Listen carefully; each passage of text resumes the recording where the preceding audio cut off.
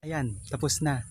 Tapos na nating mag-abono ng 1.5 hectare na palayan. So, ayan, tapos na.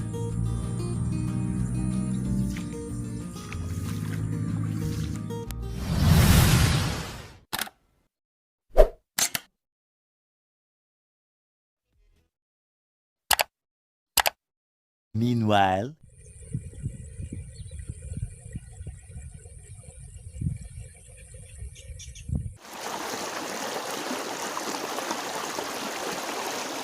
Ayan, mag-aabono na naman tayo. Pero parang umuulan.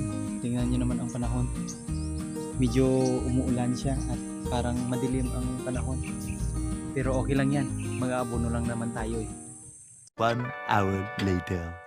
Ito ang buhay ng isang magsasaka. Pagkatapos mo magtanim ng palay, after 1 month, ito na naman, mag-aabono na naman tayo. Hahakutin muna natin yung mga abono at ilalagay natin doon sa area na kung saan tayo mag-aabono. Medyo madami yung hahakutin natin na abono kasi 1.5 hectare ang aabonuhan natin ngayon. Medyo nakakapagod din maghakot at medyo may kabigatan din yung abono na hahakutin natin. Tingnan nyo naman, medyo may kalayuan yung hinahakutan natin. Ganito kahirap ang buhay sa probinsya, lalo na sa aming mga magsasaka. Minsan, hindi kami napapansin ng mga gobyerno at minsan nga, mababa yung tingin ng ibang tao sa amin kasi nga, magsasaka lang daw kami. Pero hindi nila alam kung gaano ba kahirap ang buhay ng isang magsasaka. Ayan guys, ito yung iaabono natin. Latter's Choice Complete. Yan ang ating iaabono sa aming palay. Sa panahon ngayon, medyo may kamahalan na rin yung isang sako na abono. Ito yung itsura ng iaabono natin. Tingnan nyo, mukha siyang bilog-bilog at medyo makati siya. Dito natin siya iaabono. So, tingnan nyo naman, medyo makulimlim kasi parang uulan siya. Pero okay lang yan. Mas maganda nga kasi hindi siya mainit.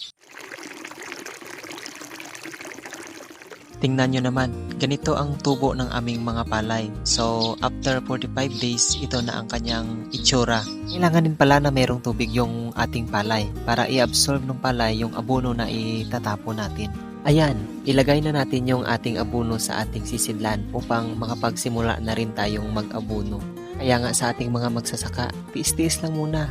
Makakaahon din tayo sa kahirapan. Ganito kasi tayong mga magsasaka. Kapag meron tayong palay na itinanim, meron din tayong aanihin.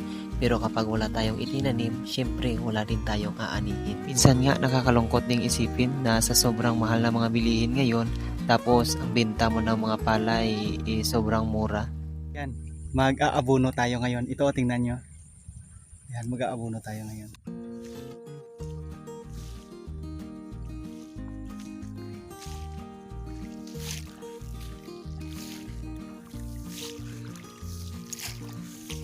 Kaya nga sa ating mga taga-probinsya, sanay na sanay tayong magtiis sa ating buhay. Kaya nga mababa yung tingin ng ibang tao sa ating mga magsasaka kasi hindi nila alam at hindi nila naranasan kung ano ba talaga ang pamumuhay ng isang tao dito sa probinsya, lalong-lalo na sa ating mga magsasaka. Kaya nga hinihiling natin palagi na sana tumaas rin yung kilo ng palay kasi kung minsan sobrang mura ng kilo ng palay, parang hinihingi na yung palay mo. Wala naman kasi tayong magagawa.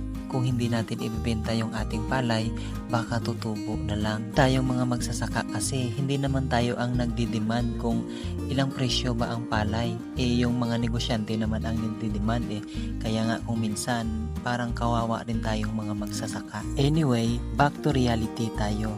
Ang kasama ko palang nag-aabono ay si Itay. Siya ang palagi kong kasama na nag-aabono dito sa aming palayan. Minsan lang kami kumukuha ng aming trabahante kasi kapag kukuha kami, magastos lang. Kaya kami na lang ang nag-aabono. Nakakapagod din ang magtrabaho sa sakahan kasi minsan ilang oras din ang i-google mo para matapos lang. Tingnan nyo naman kung gaano kalapad ang aming inaabunuhan. Ayan, tingnan nyo naman, malapit na nating matapos. Tapos nito guys, after 15 days, mag-aabono na naman tayo ulit. 1 eternity later. Yan, tapos na. Tapos na nating mag-abono ng 1.5 hectare na palayan. So, ayan, tingnan nyo guys. Ayan, tapos na.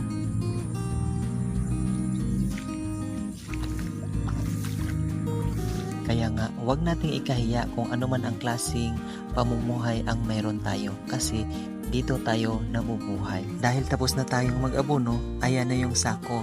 Hinuhugasan na ni Itay.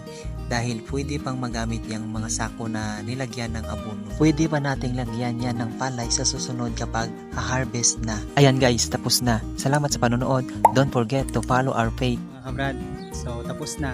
So uuwi na tayo. So salamat.